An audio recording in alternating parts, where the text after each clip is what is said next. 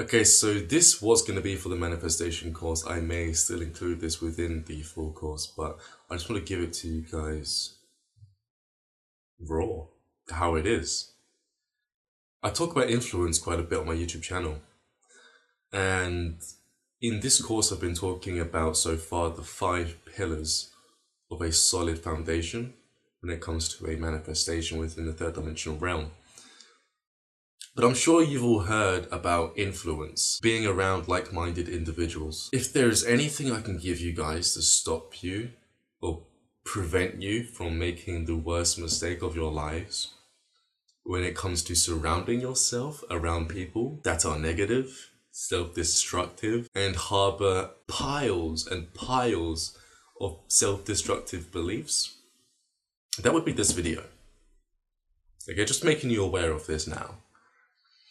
As you grow up, you tend to become involved in people's lives, whether it be girlfriends. And by the way, if you're with a girlfriend or boyfriend, as soon as you interact with each other and touch each other, and you spend a considerable amount of space and time with that person, your bubbles tend to merge slightly. And that's what I want to be talking about within this video. Bubbles, manifestation bubbles. Growing up, you are put in these scenarios through school and throughout your life, through clubs, where you interact with other people. And if you're not careful, you could end up attracting the wrong types of people. And that's because most people, they're not heading in any sort of direction within their life because they don't know what they want to become in their life. So they automatically don't have that filter that filters out people that are self-destructive towards their goal, their end result, that personality that they want to become, that best version of themselves, because they don't have a direction. But when you're dedicated and you're investing your time into self-development and you've got a vision of the future as to where you want to be in 5 or 10 years' time, you'll find yourself beginning to gravitate towards people who are like-minded, who don't believe in certain things. And it's because they don't believe in certain things, that's what's helping you connect, because they do have the same beliefs that match with yours, which allow you to spend more time around those people, increasing the amount of energy and stamina that you can build towards your new self. It's very easy to become a vegan when you're surrounded by vegans that you actually like. And even ones you don't like, who have great recipes. As soon as you put their food in your mouth, it's very easy to forget about all of the burgers and all of the spaghetti, all of the grains and all of the mucus forming dairy products that you used to ingest in the past with your friends and with family members that live that kind of lifestyle, okay, where they're eating those kinds of foods. But it's more than that. It's an energy thing, being around people who are lethargic make you lethargic. Being around people who are smart make you really smart. There was this thing I used to do at my last job in the hospital where everyone would be working inside of an office and then everyone next to the office would be stuffing their face with food. I would grab my work and rather than sitting in the cafeteria where everyone's eating, I would sit in the manager's office right at the back where there's no one there. Then everyone would look around and say, okay, why is he in here on his break? And there was only one person that actually asked me that question. And I said, well, all of you people, you're thinking. I can feel you thinking. I can feel your focus. And it's allowing me to stay focused on my work.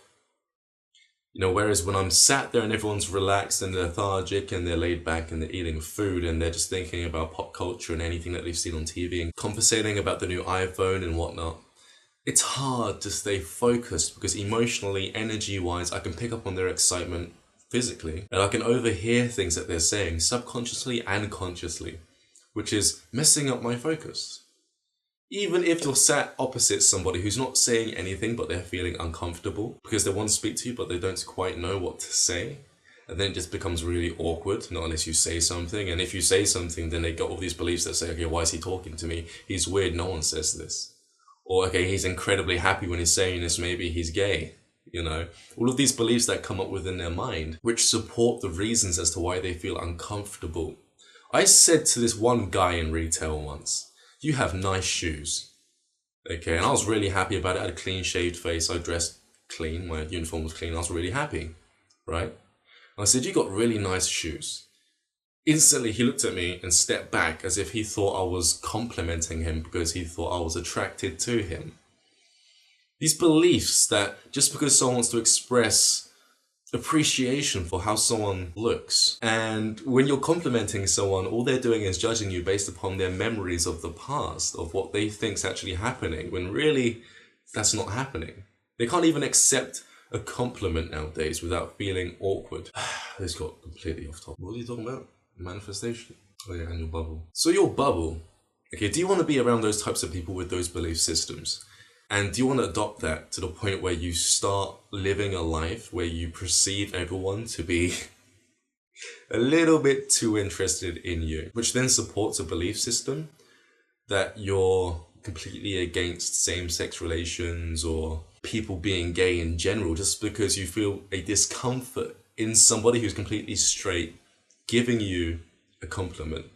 See how these things can be twisted in your life, and it can change the way you see the world, and then you'll become homophobic, okay?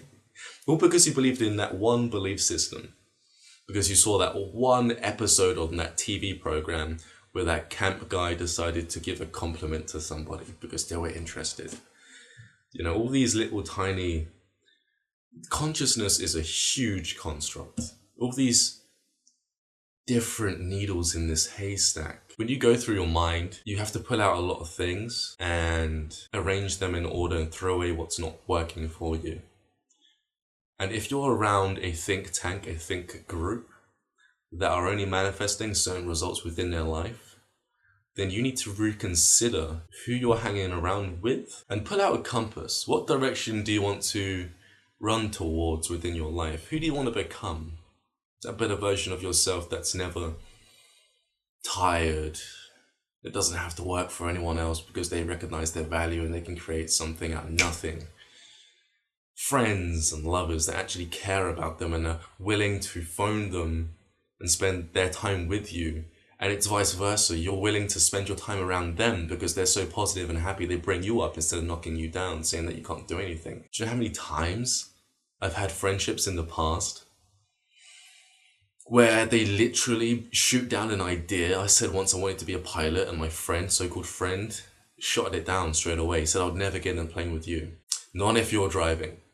Whereas now that I'm starting to manifest people around me that are actually like me, I was on a Skype consultation 2 days ago, and I mentioned to someone that there may be a possibility of me flying a plane. He was amazed, actually. I saw his face. He was surprised. He was like, really? They let you do that, he said. I was like, yeah, obviously there's a guy in front that pilots it just in case anything goes wrong, but it's possible. It's doable. I can do it if I just make the time. Which really everyone has abundant amount of time. They're just sitting around thinking about things that they should be doing, but they're coming up with excuses as to not to do it today, which takes up a lot of time. And it's not until the end of the day that you realize you could have done so much with your time, but you spent it all thinking about what you should have done. So I'm Ryan JC. This is going to be about Do It. Just, groups, think tanks, people like you. If you've got a direction, choose that direction and drop what's feeling heavy. And if you get a thought or an idea to act upon, act on it and watch how fast you manifest your tribe. And I'll speak to you guys pretty soon.